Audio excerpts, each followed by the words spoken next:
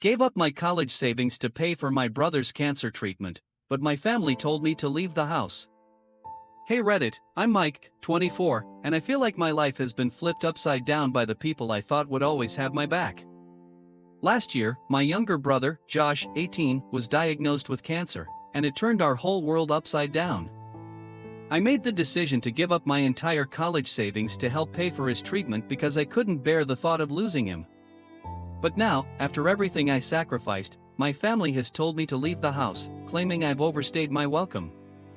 Here's how I went from being the golden child to the black sheep in just a few months. I'm the oldest of 3 kids, with my sister Emily, 16, being the youngest and Josh in the middle. We were always a pretty tight-knit family, the kind that did everything together: road trips, movie nights, and weekend barbecues. My parents, Dave, 52, and Karen, 50, worked hard to give us a decent life. Dad's a mechanic, and Mom works part-time at a grocery store, so money was always tight, but we got by. Growing up, my parents always told us that family was everything. We didn't have a lot of money, but we had each other, and that was what mattered. I'd been saving for college since I was 15, working part-time jobs and socking away every penny I could. My parents couldn't afford to help much, so I knew if I wanted to go to a decent school, I'd have to make it happen myself. I worked weekends at a local grocery store, mowed lawns in the summer, and even flipped stuff I found at garage sales just to add to my savings. It wasn't easy, but every time I looked at my growing bank account, I felt proud of what I was building for my future. By the time I was 18, I had saved up close to $30,000, not a fortune, but enough to get me started without drowning in debt. I got into a decent state college 2 hours away from home, studying business with dreams of one day running my own company. Things were finally falling into place, and I felt like all the hard work was paying off. But then, out of nowhere, our lives were turned upside down. Josh, who had always been the healthy, energetic kid of the family, started getting sick. It started small. He'd come home from school exhausted, complaining about aches and pains that we all brushed off as growing pains or stress. But then it got worse. He started losing weight, his skin grew pale, and he couldn't keep anything down. My parents took him to see our family doctor, who ran some tests, but when the results came back inconclusive, they sent us to a specialist. I remember the day we got the diagnosis like it was yesterday. We were all crammed into the tiny consultation room. My mom was holding Josh's hand while my dad sat silently, his face a mask of worry. The doctor came in, looked at the chart, and took a deep breath before delivering the news: Josh had cancer. It was like all the air was sucked out of the room. I looked at my brother, who was staring at the floor, too stunned to cry, and I felt this overwhelming sense of helplessness. How could this be happening to us? The next few weeks were a blur of doctor's appointments, hospital stays, and endless paperwork. The doctors said Josh's cancer was aggressive, but treatable, with a rigorous regimen of chemotherapy and radiation. But the treatment was going to be expensive, way more than our insurance could cover. My parents were panicked, trying to figure out how they were going to afford it. I saw the fear in their eyes, and without even thinking, I blurted out that I'd use my college savings to help. I didn't even hesitate. Josh was my little brother. I couldn't just sit back and do nothing. When I told my parents I'd use my college fund to pay for Josh's treatment, they were stunned. My mom burst into tears, hugging me so tightly I thought I might suffocate, and my dad clapped me on the back, saying he was proud of me. "You're a good son, Mike," he said, his voice thick with emotion. "We'll make this right one day." Josh was more reserved, clearly struggling to accept the gravity of what was happening. He kept thanking me, saying he'd pay me back one day, that he'd find a way to make it up to me. I told him he didn't owe me anything, all I wanted was for him to get better. I was scared, but I felt like I was doing the right thing. I figured I could always go back to school later, but Josh only had one shot at beating this. I dropped out of college and moved back home to help take care of Josh. I picked up a job at a local warehouse, working long shifts and doing everything I could to keep our heads above water. I figured it would be temporary, just until Josh got better and we got back on our feet. My life became a routine of work, hospital visits, and taking care of things around the house while my parents focused on Josh. I was exhausted, but I kept pushing through because I knew I was doing it for my family. For a while, everyone was grateful. My parents were always thanking me, and Josh would light up when I showed up at the hospital with his favorite snacks or games to keep him entertained during those long chemo sessions. It felt good to be there for him, to feel like I was making a difference. But as the weeks turned into months, the reality of what I'd given up started to sink in. I missed my old life, the freedom, the friends, the sense of purpose I had in college. My days were now filled with the hum of forklifts and the clatter of boxes at the warehouse, and every paycheck I earned went straight to bills, groceries, and medical expenses. I didn't have time for myself anymore. Every waking moment was spent either working or taking care of Josh. But every time I thought about giving up, I reminded myself that this was temporary, that things would get better once Josh was in remission. But as Josh's treatment progressed, my parents' gratitude began to fade. The more I sacrificed, the more it felt like they just expected it from me. They'd ask me to take on extra shifts, run errands, and handle things they couldn't, all while treating me like a live-in caretaker rather than their son. I tried to brush it off, telling myself they were just stressed, but it was hard not to feel the strain. The first few months of Josh's treatment were the hardest. Chemo was brutal on him. He was constantly sick, his hair fell out, and he was so weak some days he couldn't even get out of bed. I became his primary caregiver, taking him to appointments, managing his medications, and doing everything I could to keep him comfortable. My parents were there too, but they were stretched thin. Mom was working extra hours at the grocery store, and Dad was taking every overtime shift he could get at the garage to cover what our insurance wouldn't. My college savings were drained within months. The cost of treatment was staggering, thousands of dollars for each round of chemo, plus the endless doctor's visits, medications, and hospital stays. We maxed out credit cards, took out loans, and sold whatever we could. I sold my car, my gaming console, and anything else of value just to keep us afloat. I was working double shifts at the warehouse, coming home exhausted but knowing I couldn't let up. I was the one keeping everything together, and I couldn't afford to fall apart. As much as I tried to stay strong, the toll on my mental and physical health was undeniable. I was running on caffeine and adrenaline, barely getting any sleep, and constantly worried about Josh. There were days when I'd come home, collapse on my bed, and just stare at the ceiling, too tired to even cry. I'd think about my friends from college, the classes I was missing, and the future I'd put on hold, but then I'd hear Josh coughing from his room, and I'd snap out of it. This wasn't about me, it was about him. My parents were grateful at first, always telling me how proud they were of me for stepping up. But as time went on, it felt like their gratitude turned into expectation. They'd ask me to do more and more, and every time I tried to set boundaries, they'd guilt-trip me. "We're all making sacrifices, Mike," my mom would say whenever I pushed back. "Josh needs us right now." I knew they were right, but it didn't make it any easier. I was 24, living in my childhood bedroom, working a dead-end job with no clear path forward. My friends had all moved on, graduating, getting jobs, and starting their lives while I was stuck in this endless loop of work and caregiving. I missed my independence, my sense of purpose, but I didn't have the luxury of feeling sorry for myself. Josh needed me, and that was all that mattered. When Josh finally finished his last round of chemo, it felt like we could all finally breathe again.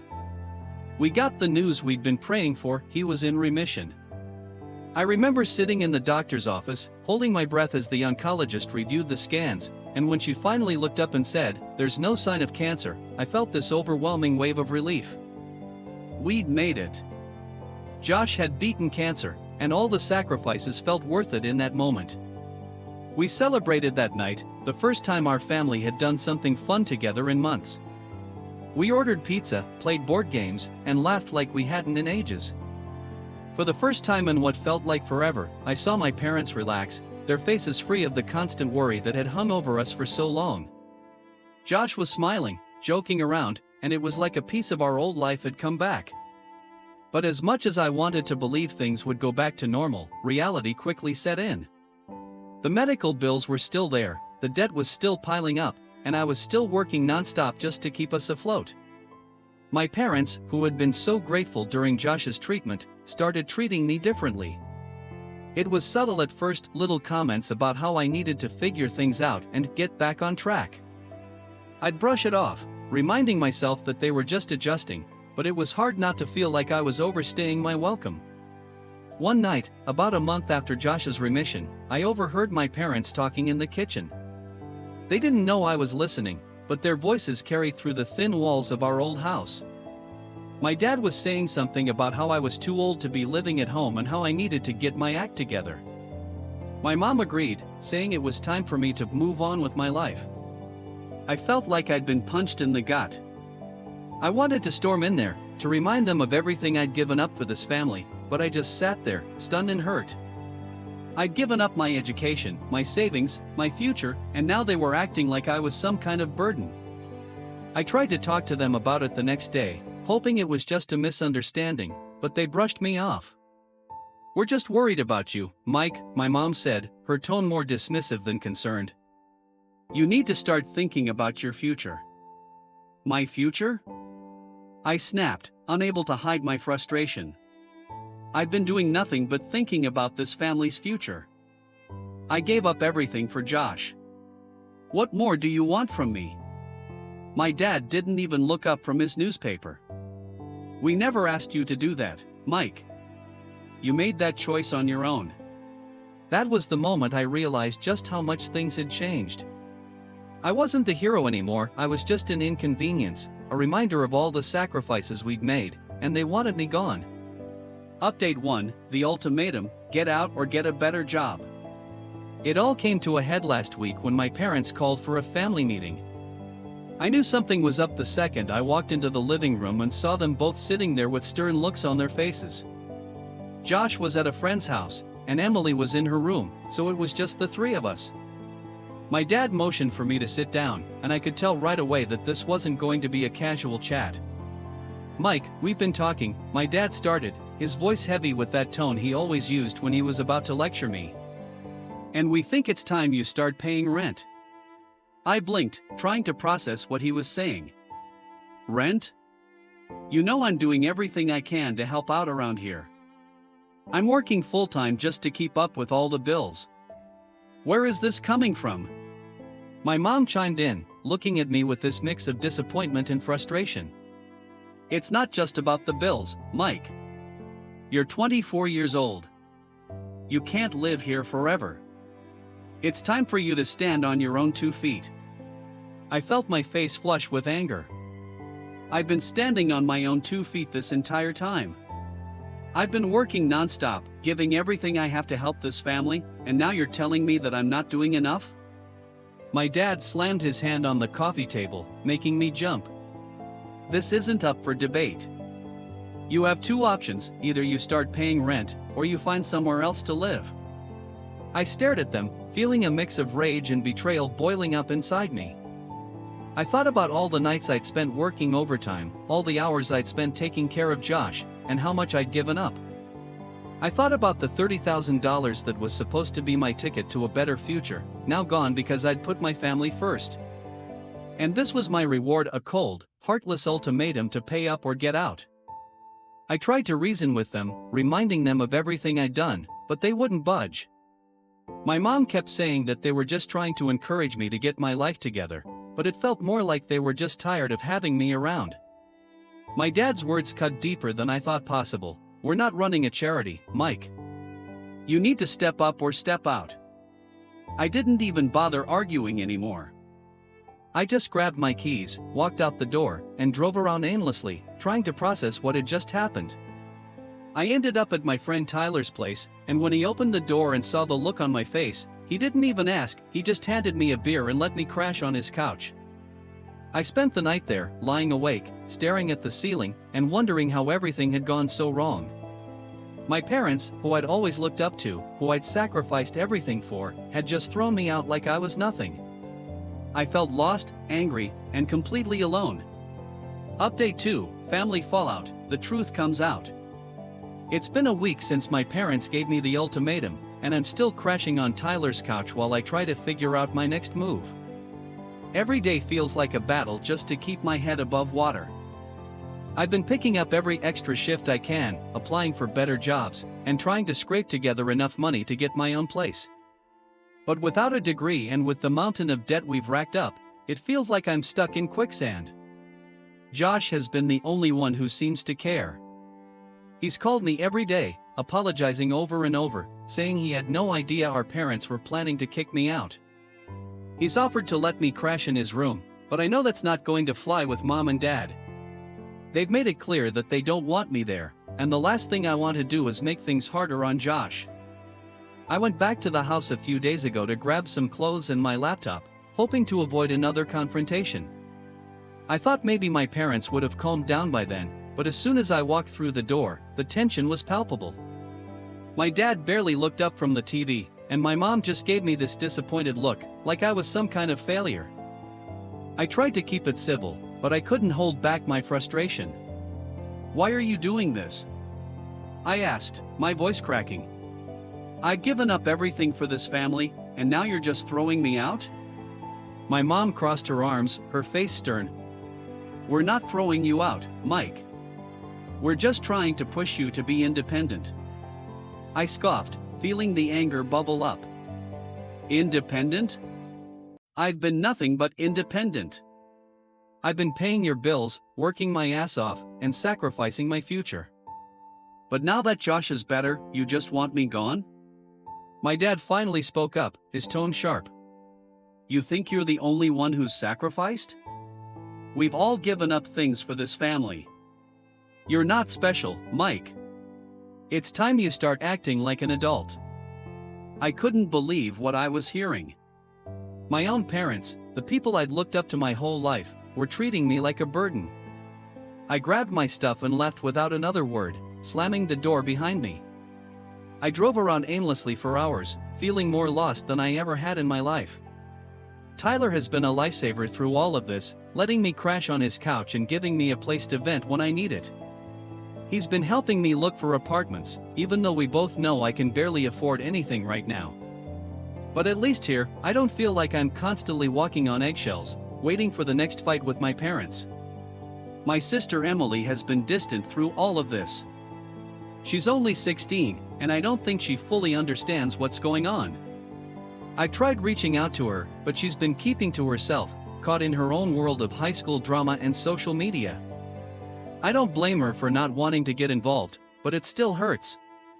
I miss her, and I hate that this whole mess has driven a wedge between us. My parents haven't reached out once since I left. Not a call, not a text, nothing. I've heard through Josh that they're struggling with bills, and a part of me feels guilty, like maybe I should step in and help. But I can't keep setting myself on fire to keep them warm. I've already given up so much, and I need to start thinking about my own future. Update 3, Rock Bottom and the Silver Lining. It's been a month since my parents told me to leave, and after weeks of searching, I finally found a tiny studio apartment in a rough part of town. It's barely big enough to fit a bed and a table, but it's mine, and for now, that's enough. It's the kind of place where you have to double lock the door at night and the neighbors are always yelling at each other, but at least I have a roof over my head. I've been working 2 jobs, still at the warehouse during the day and doing food delivery at night just to make rent. Most days, I'm running on fumes, barely able to keep my eyes open, but I refuse to give up. I keep reminding myself that this is just temporary, that if I keep pushing, I'll eventually find my way out of this mess. Josh has been my rock through all of this.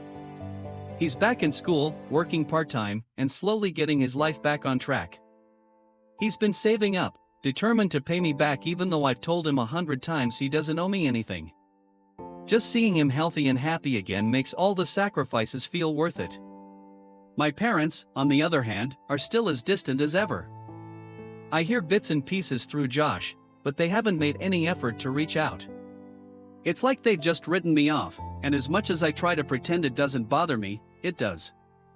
I keep replaying the last conversation we had, wishing I'd said something different, but I know it wouldn't have mattered. They've made up their minds, and I can't change that. I started going to therapy a few weeks ago, something Tyler encouraged me to do when he saw how much I was struggling. It's been eye-opening, to say the least. My therapist has helped me unpack a lot of the anger and resentment I've been carrying, not just towards my parents, but towards myself. I keep beating myself up for not doing more, for not finding a way to fix everything, but she's helping me see that it's okay to let go. I'm not responsible for my parents' choices, and I need to start focusing on rebuilding my own life. I've also started looking into online classes, hoping to slowly chip away at my degree. It's going to be a long road, but I'm determined to get there.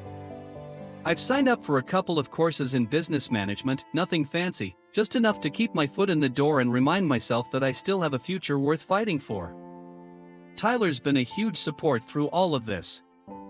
He's not just a friend, he's like the brother I never had. He's helped me with job applications, given me rides when my car broke down, and never once made me feel like a burden. It's funny how the people who have the least to give often end up giving the most. I'm lucky to have him in my corner. I'm slowly starting to find my footing again. I've picked up running, something I used to love but hadn't done in years. It's been my way of clearing my head, of burning off all the frustration and anger that's built up inside me. Every morning, I lace up my old sneakers and hit the pavement, pounding out my feelings one step at a time. It's not much, but it's helping. Final update: moving forward, learning to let go. It's been 6 months since I moved out of my parents' house, and while things are still far from perfect, I'm finally starting to feel like myself again. I've been promoted at the warehouse, which means a little more pay and slightly fewer hours.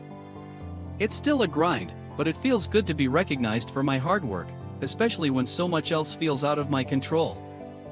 I'm still in my little studio, but I've made it my own. I've found some cheap furniture at thrift stores, hung up pictures of friends and family, and even managed to keep a couple of plants alive. It's not much, but it's mine, and for the first time in a long time, I feel like I'm building something for myself.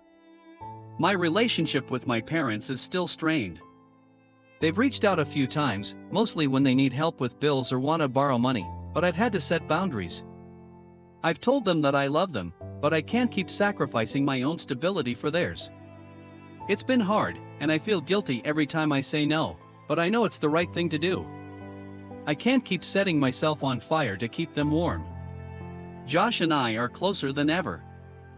He's been true to his word, working hard to pay back every cent of what I spent on his treatment, even though I've told him 1,000 times he doesn't have to. We talk every day, and he's been my biggest cheerleader through everything. I don't blame him for any of this. If anything, his fight gave me the strength to keep going. I'm also making progress in therapy. My therapist has been a lifeline, helping me work through the anger and resentment I've carried for so long. I'm learning that it's okay to set boundaries, to put myself first, and to let go of the guilt that's been eating away at me. I'm not perfect, and I still have a long way to go, but I'm starting to believe that I deserve a chance at my own happiness.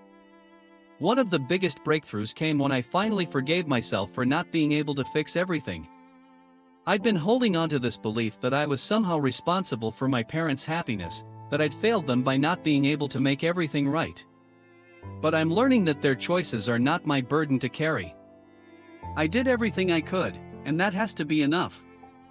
I've also reconnected with a few old friends from college, which has been a welcome reminder that I'm not as alone as I sometimes feel.